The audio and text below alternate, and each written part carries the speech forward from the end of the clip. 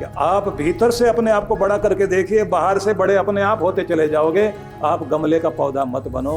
पौधा बनना तो वो जिसको सींचने के लिए कोई माली नहीं आता, फिर भी पहाड़ पर हरा भरा रहता है। उसको उगा कौन रहा है? परमात्मा, प्रकृति उसको जड़ों को ताकत दे रही है। कहते हैं ना कि सभी मत मजहब में प्रायश्चित को बहुत महत्व दिया गया। कहीं तोबा है, क्रिश्चियन लोगों में कन्फेस करने की परंपरा है। हिंदू समाज में तो कहते हैं गंगा में स्नान करते हो तो उससे पहले प्रायश्चित करिए और आंख में आंसू बहाकर अंतर गंगा में पहले स्नान करो, फिर बाद में गंगा में डुबकी लगाओ और फिर हाथ से दान पुण्य करके नया संकल्प, नई जिंदगी जीने का करना चाहिए। तब गंगा सहायता करती है। हाथों से लगाई हुई गांठें एक दिन फिर दांतों से खोलनी पड़ती है। मजे मजे में कर्म कर लोगे, फिर मजा सजा तो देगा। ये तो बहुत अद्भुत है।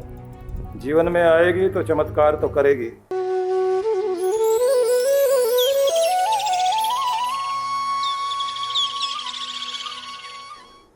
एक आध घंटे के लिए सत्संग सुना, 23 घंटे तक जो है टीवी और पता नहीं क्या क्या, तो 23 घंटे वाला ज्यादा असर करेगा। फिर भी एक बात याद रखना, कितना भी 24 घंटे में कपड़े में मैल लग जाए, साबुन तो साबुन है, सत्संग तो साबुन है। ये तो अपना काम करेगा ही करेगा। इसलिए सत्संग सवेरे सवेरे टीवी खोलिए, सत्संग उसमें से सुनिए, या फिर यूट्यूब में ढूंढ लो, सत्संग मिलेगा। और जो नौजवान है ना, उनके लिए भी हमने कुछ कर रखा है। 12 मिनट का जागो नाम से, जागो टाइप करिए आगे, विद सुधांशु जी महाराज, जागो विद सुधांशु जी महाराज, ये टाइप करके देखिए तो आपको जो चैनल निकल आएगा उसमें युवाओं के लिए बहुत संदेश है। कहते हैं ना, औकात से ज्यादा किसी को नहीं मिलता, लेकिन औकात बनती कैसे, स्टेटस अपना आदमी बनाता कैसे, भीतर की औकात को बड़ा कैसे किया जाता है। अगर आप वहां सुनोगे तो समझ में आएगा कि आप भीतर से अपने आप को बड़ा करके देखिए, बाहर से बड़े अपने आप होते चले जाओगे। आप गमले का पौधा मत बनो। पौधा बनना तो वो जिसको सींचने के लिए कोई माली नहीं आता, फिर भी पहाड़ पर हरा भरा रहता है। उसको उगा कौन रहा है? परमात्मा, प्रकृति उसको जड़ों को ताकत दे रही है।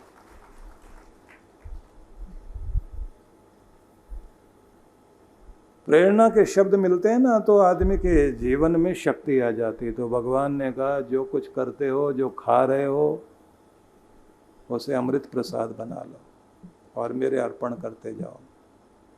भगवान से जुड़ते ही भोजन अमृत बन जाएगा, जल अमृत बन जाएगा, कर्म भी आपके पूजा बन जाएगा। यज्ञ होशी, अपने यज्ञ को भी भगवान को अर्पण करना। तूने इस योग्य बनाया। ददात यत, जो दे रहे हो भगवान को अर्पण करो। आप लोग भागवत पुराण पढ़ते हैं ना, भागवत कथा सुनते हैं, उसमें एक कितव की कहानी आती है। एक ऐसा आदमी जिसने जिंदगी में अपराध ही अपराध किए और कमाल का आदमी था। लिस्ट बना के अपराध करता था, ये भी कर लिया, ये भी कर लिया, ये भी कर लिया, बाकी बचा क्या है? सारे ऐब कर लिए, बाकी कौन कौन सा बच गया, ऐसा हिसाब लगाता था। ये भी करना है, बुरे हैं तो टॉप के बुरे बनेंगे। कुछ लोगों के अंदर बुरा बनने का ऐसा ही कुछ धुन सवार होती है,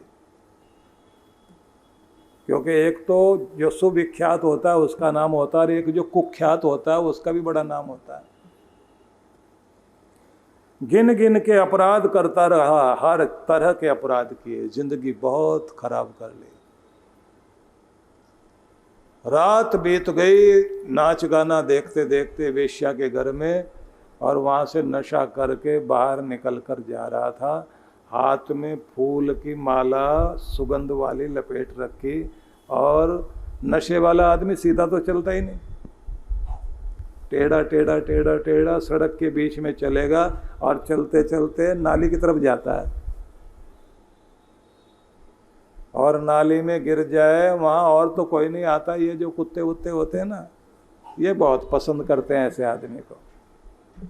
और वो भी बड़ा पसंद करता है, कुत्ते के गले में बाहर डाल के कहता तू मेरा सगा भाई है, सक्का प्रा।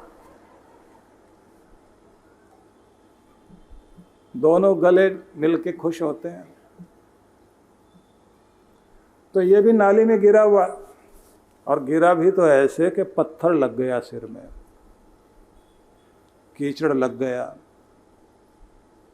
खून बहता रहा। सवेरे का सूरज निकल रहा था, इसको होश आई। रुपया पैसा था इसके पास, तभी तो जाता था ऐसी जगह। लोग जो है देखते जा रहे हैं और घृणा से मुंह उसकी तरफ कर रहे हैं। इसको होश आए कि हुआ क्या है, मुझे दुनिया हिकारत की नज़र से देख रही है, गिरा कहाँ पड़ा हूँ, क्या बना ली जिंदगी अपने, ये कोई जिंदगी है। सामने देखा शिवालय, वहीं बैठे बैठे घुटनों के बल बैठे बैठे हाथ जोड़ दिए, हाथ ऐसे ऊपर ले गया, प्रणाम भगवान, मेरे सारे अपराध माफ करना, मेरे परिवार में भी जाने पहचान में भी जो कोई है, अपनी तरफ से अपनों की तरफ से जिनका दिल दुखाया उनके लिए भी, सबके लिए माफ़ी मांगता हूँ, मुझे माफ़ किया जाए। बहुत पश्चाताप है, बहुत दुखी हूँ। कहते हैं ना कि सभी मत मजहब में ये प्रायश्चित को बहुत महत्व दिया गया। कहीं तौबा है, क्रिश्चियन लोगों में कन्फेस करने की परंपरा है। वहाँ चर्च में जाकर जो बॉक्स बना हुआ होता है उसमें आप कन्फेस बॉक्स होता है, उसमें घुटनों के बल बैठ करके अपने पृष्ठ के सामने व्यक्ति को कन्फेस करना होता है। और कहते हैं मरने से पहले आदमी को प्रायश्चित करना चाहिए। हिंदू समाज में तो कहते हैं गंगा में स्नान करते हो तो उससे पहले प्रायश्चित करिए और आंख में आंसू बहाकर अंतर गंगा में पहले स्नान करो, फिर बाद में गंगा में डुबकी लगाओ, और फिर हाथ से दान पुण्य करके नया संकल्प नई जिंदगी जीने का करना चाहिए, तब गंगा सहायता करती है। तो इन्होंने भी माफ़ी मांगी, शरीर में हिम्मत आई, उठ खड़े हुए और शिवालय में पहुंच गए। शिवालय को शिव का जो प्रतीक होता है, सिंबल होता है ना, गोलाकार में जो भगवान शिव की पिंडी होती है, उसे माना जाता है कि पूरे यूनिवर्स में ग्रह नक्षत्रों को आप देखेंगे तो वही अंडाकार में है। इसी को ज्योतिर्लिंग बोलते हैं। दिए का जो लौ होती है ना, दिए की, परमात्मा क्या है कि अंगुष्ठ मात्र एक ज्योति है जो तुम्हारे हृदय में जल रही है। वही ज्योति सूरज में भी है, सूर्य का भी आकार वैसा ही है। उस परम ज्योति का चिन्ह जो है, प्रतीक, सिंबल, शिव का प्रतीक, कल्याण करने वाले, मंगल करने वाले, आनंद देने वाले, शांति देने वाले भगवान का प्रतीक है शिवलिंग। तो उनके शिव की पिंडी में हाथ लगाए हुए और सहारा लेकर सिर वहां टिका दिया। चढ़ाने के लिए मेरे पास कुछ और नहीं है मेरे शिव, खुद को ही अर्पण करता हूं। अच्छा हूं या बुरा, खोटा हूं या खरा, हूं तो तेरा, और तू भी ठुकरा देगा तो और जाऊंगा कहां। आया नहीं कभी तेरे दरवाजे पर, और अगर आज आया हूं तो पूरी ताकत से, पूरे प्राणों से, पूरी हिम्मत से सब कुछ छोड़कर तेरा होके आ गया हूं।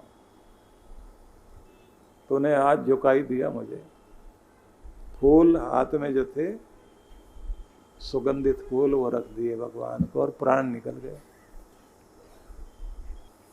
यमद्वार गया। अब उसके हिसाब किताब का समय था, तो हिसाब किताब होने लगा। तो हिसाब किताब करके ये बैठा हुआ था, मतलब वहाँ भी एक सूक्ष्म शरीर होता है ना, स्थूल शरीर यहाँ रह जाता, सूक्ष्म शरीर जाता ना। जब आदमी का शरीर छूटता है तो उसके साथ में कारण शरीर, सूक्ष्म शरीर दोनों साथ जाते हैं। सूक्ष्म शरीर में 17 तत्व होते, कारण शरीर ही बीज बन करके वापस दुनिया में जन्म लेने का अधिकार बनता है। तो जब गया ऊपर, हिसाब हुआ, घोषणा हुई 2000 साल तक नरक भोगना है, कर्म बहुत खराब थे।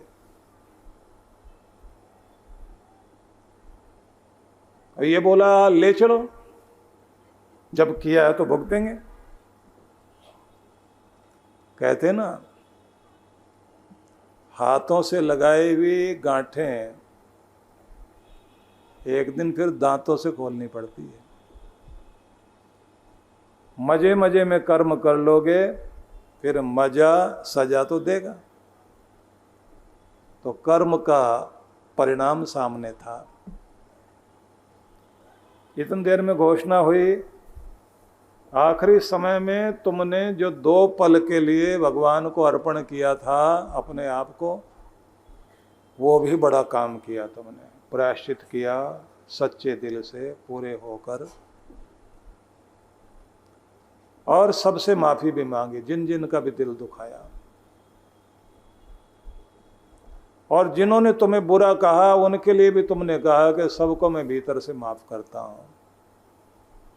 वो जो 2 पल थे तेरी जिंदगी के, वो भी बड़े थे, और उन 2 पलों के कारण तुझे स्वर्ग का 2 पल का अधिकार दिया जाएगा, सारा अधिकार मिल जाएगा 2 पल के लिए। अब पहले नरक भोगना चाहता है या स्वर्ग? बोले चलो ये तो देख ही ले होता कैसा है। अच्छा ये भी बता दो कि 2 पल के लिए मिलेगा तो कर क्या सकते हैं? बोले कुछ भी करो। क्या क्या अधिकार में होगा? बोले जो भी वहाँ का अमृत है, वहाँ के रत्न है, वहाँ की शक्तियाँ हैं, 2 पल के लिए सब तुम्हारी। ऐरावत हाथी है, वो चश्रवा घोड़ा है, बहुत सारी चीजें हैं, कौस्तुम मणि, कल्प वृक्ष। तो ये 2 पल में गद्दी पर बैठते ही बोले अब हम राजा हैं, 2 पल के लिए हैं। जो जो भी इसके सामने चीजें पड़ती चली गई उनको इशारा करता गया, ये इस कामधेनु गऊ, ये इन वशिष्ठ ऋषि को मिल जाए, ये फलाने को मिल जाए, ऐसे ऋषि मुनियों को जो दुनिया के बेहतर लोग थे। इसने कहा भले लोगों को मिले, बुरे लोगों को नहीं। तो बुरे आदमी के हाथ में ताकत आ गई, दुनिया को दुखी कर देगा मेरे जैसा। अच्छा आदमी होना चाहिए, अच्छे लोगों के लिए कुछ चीज़ें बांट दी, ये इनको मिल जाए, इनको मिल जाए, और दुनिया का भला हो। और 2 पल हो गए, उसको कहा उतरो बाहर, चलो नरक की तरफ। जब नरक की तरफ ले जा रहे थे तो फिर से चित्रगुप्त खड़े हो गए, बोले बही दोबारा से खोलनी पड़ेगी। क्यों? बोले अभी फिर इसने कर्म कर दिया एक। इसने यहां बैठे बैठे जो दान पुण्य किया है ना, भले लोगों के लिए ताकत बांट दी और ये कहा कि ये भले लोग दुनिया का दुख दूर करें। गलत लोगों को राह पर लेकर के आए, अच्छे लोगों को ताकत मिले, दुनिया में भलाई फैले, और जो भी संसार में कहीं भी अन्न के भूखे हैं, परेशान लोग हैं, सबका कल्याण हो जाए। बोले 2000 साल का नरक माफ।